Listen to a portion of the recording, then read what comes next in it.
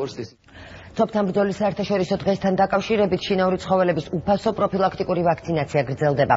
Როგორც დაავადებათა კონტროლისა და საზოგადოებრივი ჯანმრთელობის ეროვნული ცენტრის დირექტორმა ამირან გამყრელიძემ განაცხადა, 2014 წელს სოფით საქართველოში 4 ადამიანი გარდაიცვალა, ხოლო 2015 წლის 28 სექტემბრის მონაცემებით სოფის შემთხვევა ადამიანებში არ დაფიქსირებულა.